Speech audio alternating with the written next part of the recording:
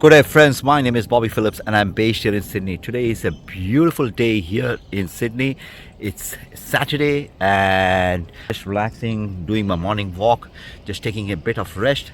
So I normally do 10,000 steps every day, which keeps me healthy and fit, and on top of the things. So this is a very good moment for me to think about what are the different things that I have to do in life and line those one up and get some beautiful, that's the beautiful sky, get some energy out of the universe. So guys, wherever you are, stay healthy, stay safe, and keep in touch. Watch out for the next episode of Indian Crescent Society of Australia. Thank you. Take care. Bye.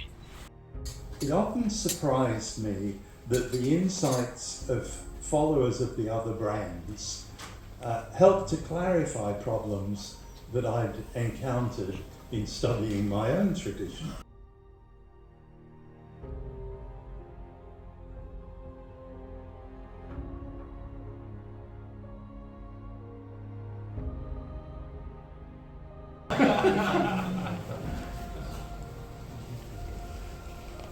All the camera is part of it.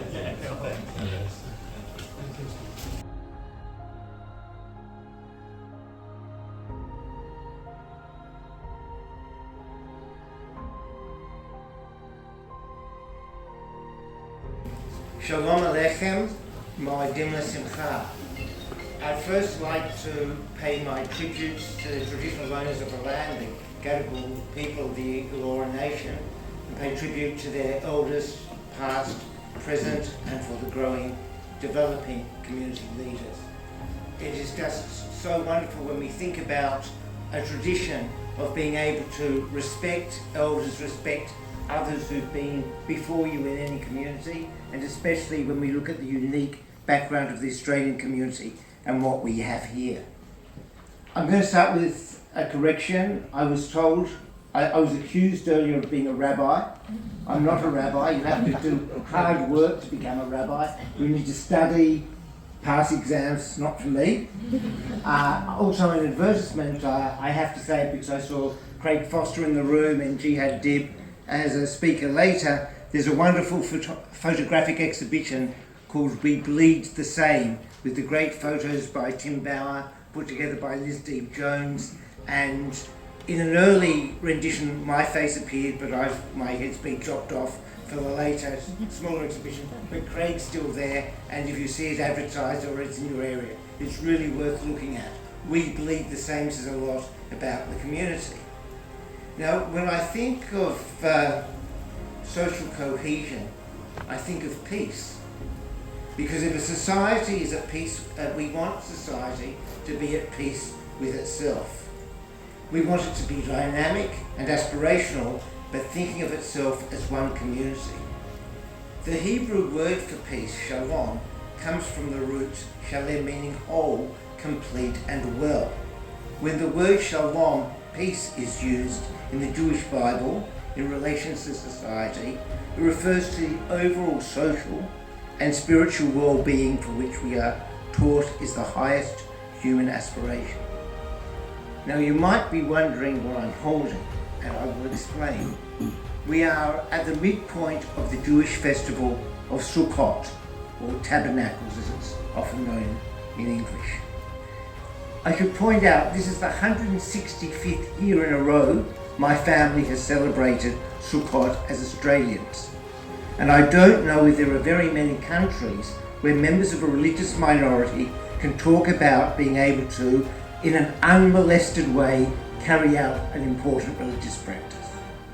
Now this doesn't mean, we know that there is racism in Australia, we know anti-Semitism or anti-Jewish hatred is a very real problem in this country, but nevertheless the Jewish community has been able to live, survive and thrive.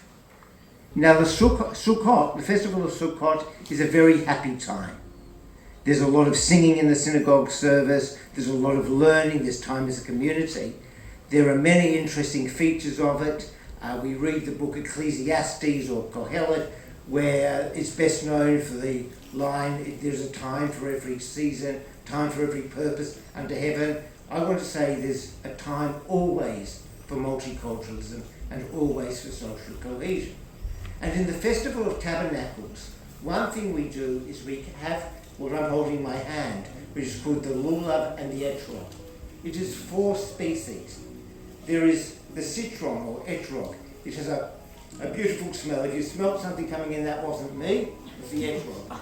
It has a smell and a taste. Then you see the palm and the date palm. There's no smell, but who doesn't like the taste of a date? Then there's the myrtle, which has a lovely smell, but absolutely no fruit or flowers. And then there's the willow, which has neither taste nor smell.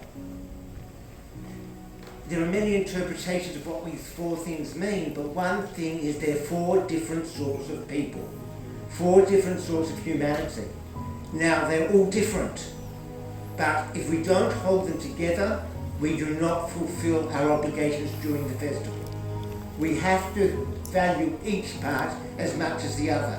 I mean, my willow is not doing very well this season. Sometimes another of the species doesn't do so well.